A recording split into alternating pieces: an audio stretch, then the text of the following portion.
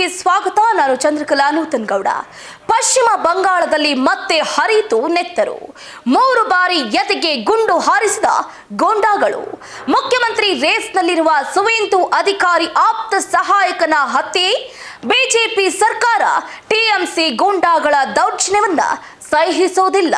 S, ಪಶ್ಚಿಮ ಬಂಗಾಳದ ಚುನಾವಣಾ ಫಲಿತಾಂಶದ ಬೆನ್ನಲ್ಲೇ ಹಿಂಸಾಚಾರ ಜೋರಾಗಿದ್ದು, ಬಿಜೆಪಿ ನಾಯಕ ಹಾಗೆ ಸಿಎಂ ರೇಸ್ನಲ್ಲಿರುವ ಸುವೇಂದು ಅಧಿಕಾರಿ ಅವರ ಆಪ್ತ ಸಹಾಯಕ ಚಂದ್ರನಾಥ್ ರಥ್ ಅವರನ್ನ ಗುಂಡಿಕ್ಕಿ ಕೊಲೆ ಮಾಡಲಾಗಿದೆ.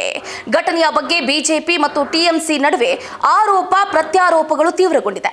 ಪಶ್ಚಿಮ ಬಂಗಾಳ ವಿಧಾನಸಭಾ ಚುನಾವಣೆಯ ಫಲಿತಾಂಶ ಪ್ರಕಟ ಆದ ಬೆನ್ನಲ್ಲೇ ರಾಜ್ಯದ ವಿವಿಧೆಡೆ ಭೀಕರ ಹಿಂಸಾಚಾರ ಭುಗಿಲೆದಿದೆ.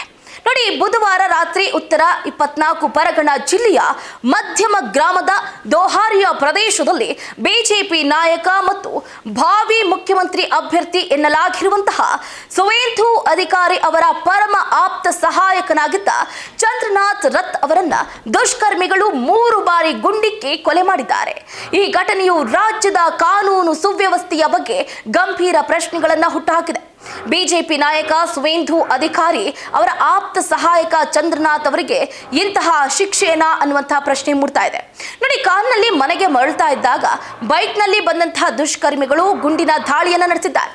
ಫಲಿತಾಂಶದ ನಂತರ ರಾಜ್ಯದಾದ್ಯಂತ ನಡೆದ ಹಿಂಸಾಚಾರದಲ್ಲಿ ಇದುವರೆಗೆ 200ಕ್ಕೂ ಹೆಚ್ಚು ಎಫ್ಐಆರ್ ದಾಖಲಾಗಿದೆ. ಅಧಿಕಾರಿ ಪಿಎ ಮೇಲೆ ದಾಳಿ ನಡೆದಿದ್ದು ಹೇಗೆ? ನೋಡಿ, ಪೊಲೀಸ್ ಮೂಲಗಳ ಪ್ರಕಾರ ಬುಧವಾರ ರಾತ್ರಿ ಸುಮಾರು 10:20ಕ್ಕೆ ಚಂದ್ರನಾಥ್ ರಥ್ ಅವರು ಬಾರಾಸಾತ್ನಲ್ಲಿರುವ ತಮ್ಮ ಮನೆಗೆ ಕಾರ್ನಲ್ಲಿ ಮರಳ್ತಾ ಇದ್ರು. ದೋಹಾರಿಯ ಪ್ರದೇಶದಲ್ಲಿ ಮೋಟಾರ್ ಸೈಕಲ್ಗಳಲ್ಲಿ ಬಂದ ಅಪರಿಚಿತರು ಅವರ ಕಾರನ್ನ ಅಡ್ಡಗಟ್ಟಿದ್ದಾರೆ. ಒಬ್ಬ ವ್ಯಕ್ತಿ ಕಾರಿನ ಕಿಟಕಿಯ ಹತ್ತಿರ ಬಂದು ಚಂದ್ರನಾಥ್ ಮೇಲೆ 3 ಸುತ್ತು ಗುಂಡನ್ನು ಹಾರಿಸಿದ್ದಾರೆ. ಚಾಲಕನ ಪಕ್ಕದ ಸೀಟ್ನಲ್ಲಿ ಕುಳಿತಿದ್ದ ರಥ್ ಸ್ಥಳದಲ್ಲಿ ಸಾವನ್ನಪ್ಪಿದ್ದಾರೆ. ಗುಂಡಿನ ದಾಳಿಯಲ್ಲಿ ಗಂಭೀರವಾಗಿ ಗಾಯಗೊಂಡಿರುವ ಕಾರು ಚಾಲಕನನ್ನ ಕೋಲ್ಕತ್ತಾದ SSKM ಆಸ್ಪತ್ರೆಗೆ ದಾಖಲಿಸಲಾಗಿದೆ. ಚಂದ್ರನಾಥ್ ಹತ್ಯೆ ಮಾಡಿದವರು ಸುಮ್ಮನೆ ಬಿಡೋದಿಲ್ಲ. ಚಂದ್ರನಾಥ್ ಹತ್ಯೆಯನ್ನ ಮಾಡಿದವರನ್ನ ಸುಮ್ಮನೆ ಬಿಡೋದಕ್ಕೆ ಸಾಧ್ಯನೇ ಇಲ್ಲ ಅಂತ ಸುವೇಂದು ಅಧಿಕಾರಿ ಹೇಳಿದ್ದಾರೆ. ಹೌದು, ಆಪ್ತನ ಹತ್ಯೆಯ ಸುದ್ದಿ ತಿಳಿತಾ ಇದ್ದಂತೆ ಸುವೇಂದು ಅಧಿಕಾರಿ ಆಸ್ಪತ್ರೆಗೆ ಧಾವಿಸಿದ್ರು. ರಾಜ್ಯ ಬಿಜೆಪಿ ಅಧ್ಯಕ್ಷ ಸಮೀಕ್ ಭಟ್ಟಾಚಾರ್ಯ ಪ್ರತಿಕ್ರಿಯೆಯನ್ನು ಕೊಟ್ಟು, ಇದು ನಿರೀಕ್ಷಿತವಾಗಿತ್ತು. ಟಿಎಂಸಿ ಇಷ್ಟು ಕೆಳಮಟ್ಟಕ್ಕೆ ಇಳಿಯುತ್ತೆ ಅಂತ ನಾವು ಭಾವಿಸಿರಲಿಲ್ಲ. ವಿರೋಧ ಪಕ್ಷದ ನಾಯಕನ ಆಪ್ತ ಸಹಾಯಕನನ್ನೇ ಕೊಲ್ಲುವ ಮೂಲಕ ಏನ್ ಸಂದೇಶ ಕೊಡೋದಕ್ಕೆ ಹೊರಟಿದ್ದಾರೆ? ನಾವು ಕಾನೂನು ಕ್ರಮವನ್ನ ಕೈಗೊಳ್ತೀವಿ ಅಂತ ಆಕ್ರೋಶವನ್ನ ಇದೇ ಸಂದರ್ಭದಲ್ಲಿ ಹೊರಹಾಕಿದ್ದಾರೆ. ಇನ್ನು ಚಂದ್ರನಾಥ್ 2018ರಿಂದ ಸುವೇಂದು ಅವರೊಂದಿಗೆ ಗುರುತಿಸಿಕೊಂಡಿದ್ರು ಮತ್ತು ಈ ಹಿಂದೆ ಭಾರತೀಯ ವಾಯುಪಡೆಯಲ್ಲಿ ಸೇವೆಯನ್ನ ಸಲ್ಲಿಸಿದ್ರು. ಹಿಂಸಾಚಾರ ಖಂಡಿಸಿದ ಟಿಎಂಸಿ, ತೃಣಮೂಲ ಕಾಂಗ್ರೆಸ್ ಕೂಡ ಈ ಹತ್ಯೆಯನ್ನ ಖಂಡಿಸಿದ್ದು ಬಿಜೆಪಿ ಮೇಲೆ ಪ್ರತ್ಯಾರೋಪ ಮಾಡಿದೆ. ಮಧ್ಯಮ ಗ್ರಾಮದಲ್ಲಿ ಚಂದ್ರನಾಥ್ ರಥ್ ಹತ್ಯೆಯನ್ನ ನಾವು ತೀವ್ರವಾಗಿ ಖಂಡಿಸ್ತೀವಿ. ಆದರೆ ಕಳೆದ 3 ದಿನಗಳಲ್ಲಿ ಬಿಜೆಪಿ ಪ್ರೇರಿತ ದುಷ್ಕರ್ಮಿಗಳು ನಮ್ಮ 3 ಕಾರ್ಯಕರ್ತರನ್ನ ಕೊಂದಿದ್ದಾರೆ.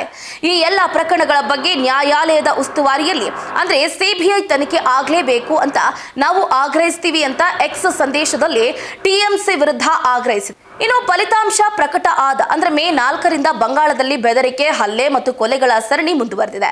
ಡಿಜಿಪಿ ಸಿದ್ಧನಾಥ್ ಗುಪ್ತಾ ನೀಡಿರುವ ಮಾಹಿತಿಯಂತೆ ಇದುವರೆಗೆ 200ಕ್ಕೂ ಹೆಚ್ಚು ಎಫ್ಐಆರ್ ದಾಖಲಾಗಿದ್ದು 433 ಮಂದಿಯನ್ನ ಬಂಧಿಸಲಾಗಿದೆ. ಅಲ್ಲದೆ 1100ಕ್ಕೂ ಹೆಚ್ಚು ಜನರನ್ನ ಮುನ್ನೆಚ್ಚರಿಕಾ ಕ್ರಮವಾಗಿ ವಶಕ್ಕೆ ಪಡೆಯಲಾಗಿರುವಂತದ್ದು. ಸೊ ಹೀಗಾಗಿ ನ್ಯಾನೂರು ಮತ್ತು ನ್ಯೂ ಟೌನ್ ಭಾಗದಲ್ಲಿ ತಲಾ 1 ಸಾವು ವರದಿಯಾಗಿದೆ. ರಾಜ್ಯದಲ್ಲಿ ಶಾಂತಿ ಕಾಪಾಡುವುದಕ್ಕೆ ಪೊಲೀಸರು ಹರ ಸಾಹಸವನ್ನ ಪಡ್ತಾ ಇದ್ದಾರೆ.